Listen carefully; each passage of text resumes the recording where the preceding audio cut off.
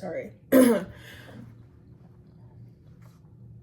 Sorry about my glasses. I did not pay for anti-glare and you're gonna have to deal with it. I'm sorry. But anyways, I'm sitting here eating my Chick-fil-A side salad.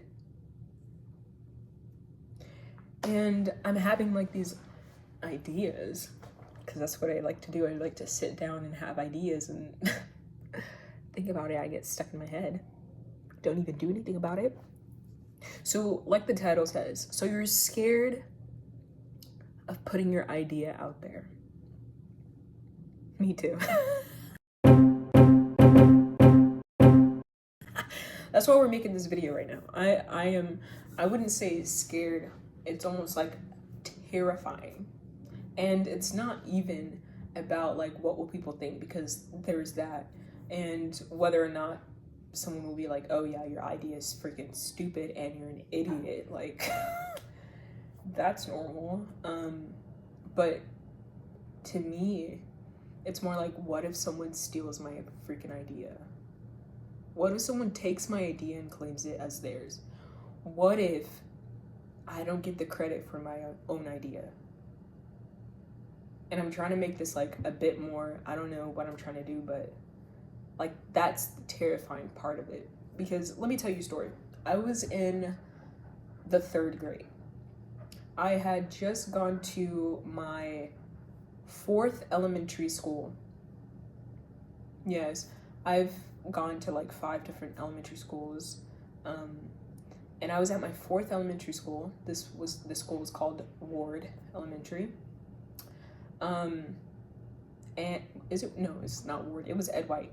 And I had just, transferred over there, just started to make friends with everyone. We're talking, we're gathering together, whatever. And we had like this period of time where our teacher would allow us to like create. And I was like, oh my God. And I forget her name. She was so amazing. I loved her. And she was so young too. When I think back about it, like she was pretty young. But anyways, she would give us like this period of time set aside for us to just create.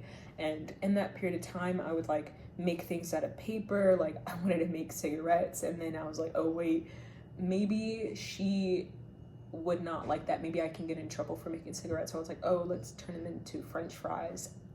I would make little things, talk to like my peers, like, or the other students. I remember like I was the only, like it was me and this other girl, and for the STAR, like the STAR prep or whatever, the benchmark or whatever, we had just taken the benchmark. And I'm like, am I getting off the topic? But anyways, we had taken the benchmark, because I didn't script this. Maybe I'll make like a full in-depth video or whatever, but whatever. Anyways, yeah, I was talking to her about like, what if we created this school for people like us? Like, imagine we created a freaking school. Like, come on. She was like, I was like, are you interested? And she was like, I don't know if I wanna. I was like, okay, well, get out. Why are you here? But anyways, during this time, one day, I was sitting, I don't know what I was doing. I was sitting and I was just like writing. I was like, what if I created my own language? What if I just created my own language, whatever? And I was like, oh, that would be so cool. So I started like writing it, and then this guy comes over, and I still remember his name. His name was Ben. And he comes over, and Ben sits down. He's like, so what are you doing? Like, looks interesting. I'm like, I'm making my own language, like, duh.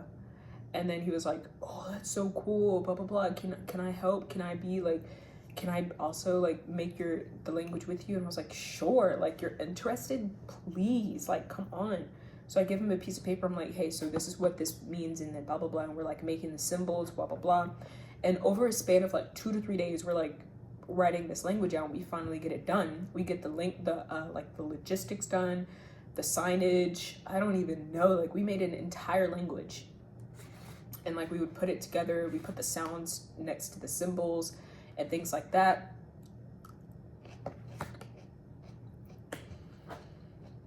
And then after that, I'm like, we create this entire language. We start talking to each other in the language, like little words here and there, making little jokes in the language or whatever. And then I don't know what the heck happened. And then like a couple days later, he was like, by the way, I'm taking the language. I'm like, wait, whoa. Let's slow down here, Ben. What do you mean you're taking the language? It's literally my language. He was like, I just shared it with my friends. It's my language now. I'm like, excuse me. I was the one who literally made the language. And we collaborated too on some of the way we would say it. I'm the one who literally created this language, and you're just gonna take it away from me. He ended up taking the language, and I was really, really pissed off about that. And I think thinking back on everything, I think that was the first time I was like, oh. So you're gonna take something I made and turn it into your own. You're just gonna steal my idea like that. Okay. And another instance was like when me and my sister, we were trying to save up some money to go on this camping trip. It's like Discovery Camp. It's like a Christian campsite that children go to over the summer, and it's like $300 something per kid. So we had to raise money for that. And so the way that we ended up raising money, or were trying to raise money for it, was through selling these cool cups down at my grandma's apartment complex area. We grew that thing. We were the only cool cup people selling. I promise you, it was me and my sister. And I could tell you the entire story. Like, the way that it happened was like amazing. We were getting money. Like, we had a line outside of my grandma's house, my grandma's apartment. People asking for cool cups. We were selling them for cheap and whatnot. And then here comes, the copycats. And they're like, yeah, this lady this lady over there in complex B or whatever, complex 2A or whatever, was like, yeah, she started selling some cold cups and they're watery, they're not even good. I was like, that's right. Our cold cups are literally high quality. We make them, there's consistency. You're gonna get the same thing. You know what you're gonna get each and every single time that you buy from us. Don't even worry about it. And if you get a watery, God forbid, if you ever get a watery cool cup from us, we will replace it free of charge, guaranteed. And then, other people selling like pickles and things like that. Like, y'all weren't selling this before we started selling cool cups. But anyways, back to the story with Ben. Ben, if you're out there and you're listening to this, I remember you. But anyways, so then I'm like, wow, these people are just literally gonna copycat and just steal my idea like that. It hurts. Like, it really, really hurts, because when you think of it, the idea, even though ideas, they're not formally attached to a person forever, like whenever you think about it, like an idea isn't permanently attached to a person. An idea is a flow, like it's fluid. It goes to whoever is willing to have that idea or act on the idea. And so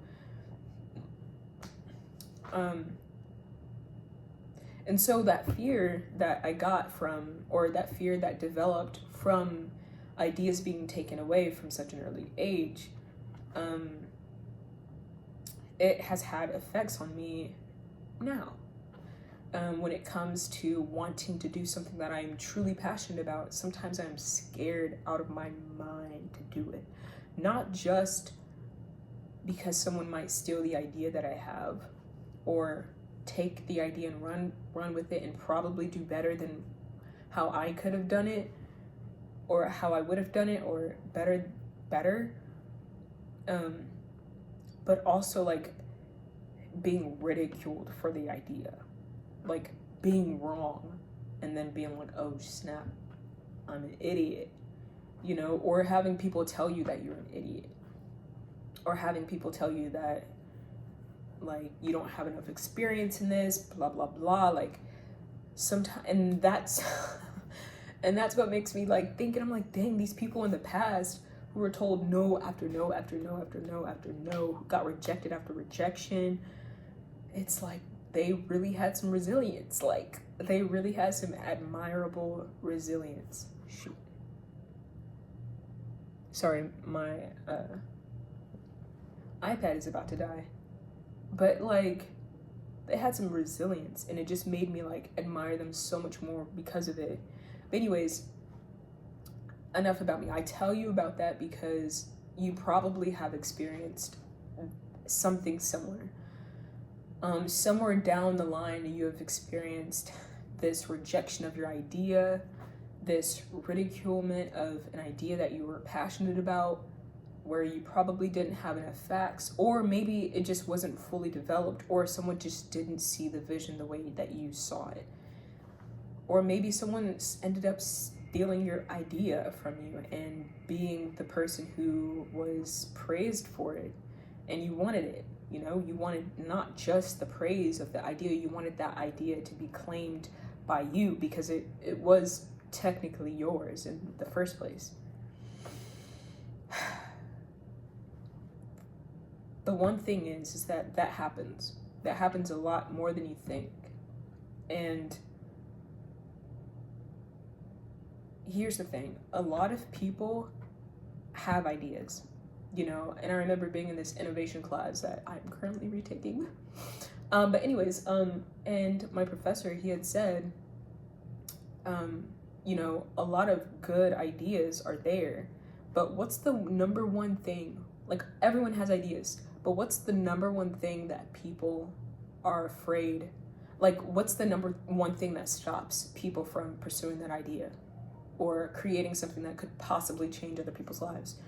Embarrassment. People are embarrassed, whether or not, like, it's fear, you know? People are fearful, but embarrassment is the number one thing. Like, say if you developed, like, a solution to wiping your butt, like, imagine the person who developed Poo-Pourri. Like, do you think that they probably went through, like, some embarrassment while they're pitching it? Like, come on, like, I mean, I would, like, I don't know. Maybe. But, like, so, I don't know if this is happening, but there comes a point where you've seen so many of your ideas be given to other people, and it's not just resentment, it's almost this sadness that you feel every single time that you have an idea, because you ask yourself, am I capable? Am I capable of bringing this idea to life? And will it be able to do what I want it to do? Or will it be the way that I see it? You know? And it's like almost this sadness or this grief that you feel when you have an idea. I went through a period of time where I did not have ideas, or at least good ones.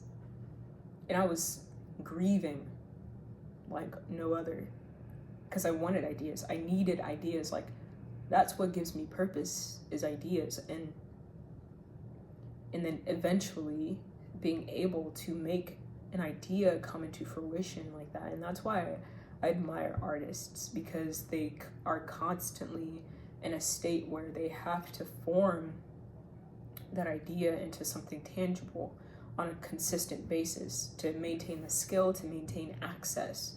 That's the key, access.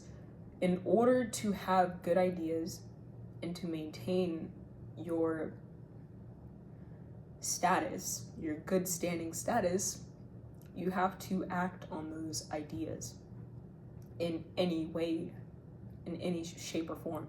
You have to act on those ideas to maintain access.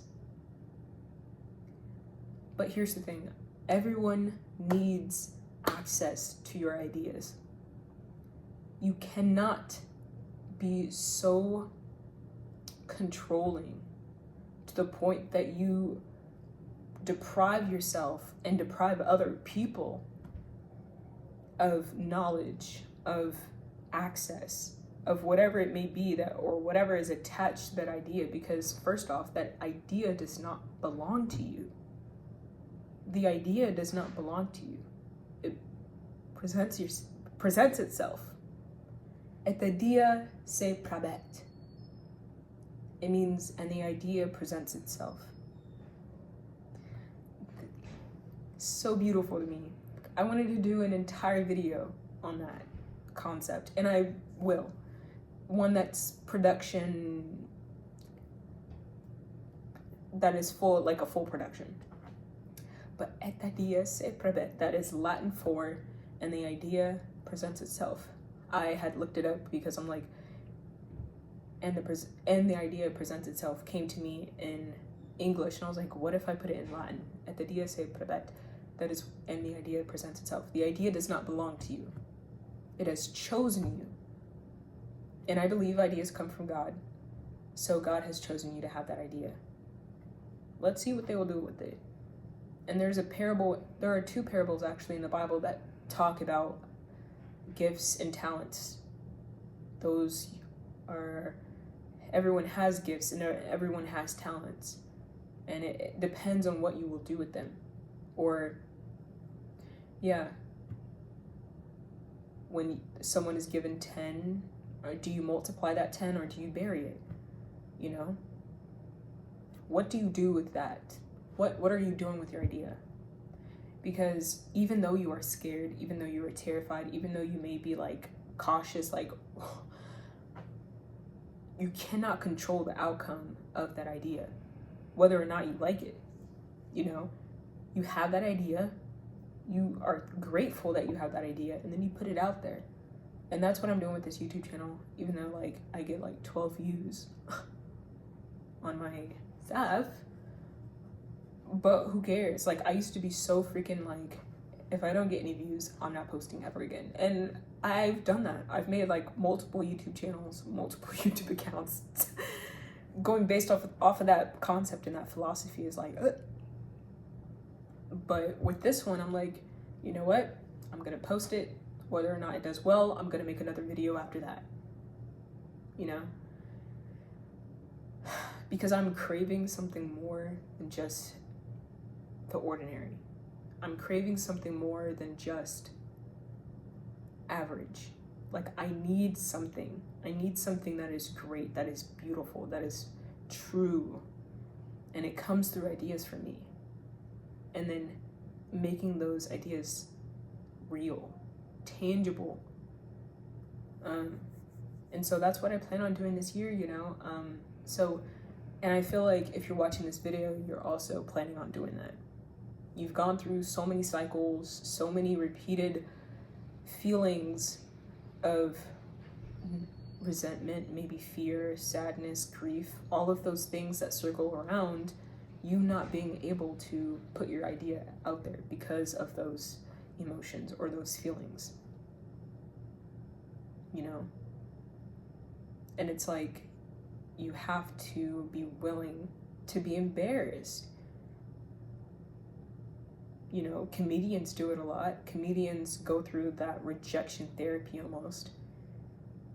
It's what fuels their jokes. And anyway, a lot of them make jokes because of the rejection they've experienced. I've had a friend who would watch comedians repeatedly, and I've seen improvement in his joke telling, which is amazing. He's a fast learner. But you have to go through these things sometimes. Not just sometimes, probably every single time. But yeah, it's just the way that it is. And so, et idea se pravet, and the idea presents itself. What will you do with that idea? That's like the biggest choice that you could ever make. The most important choice that you make. Et idea se pravet, the idea is presented to you. What will you do? So you're scared. Do it anyway. Et idea se pravet, and the idea presents itself. What will you do? All right. Hopefully this helps. I don't know. Hopefully I make a real production out of this video because that's what I wanted to do. But the idea came in and I was like, I've got to do it because I'm tired of sitting here and seeing people take the concepts that I want to be the pioneer of. maybe that's another video. There's nothing wrong with that. But I hope you benefit from this video, and I'll see you on the next one.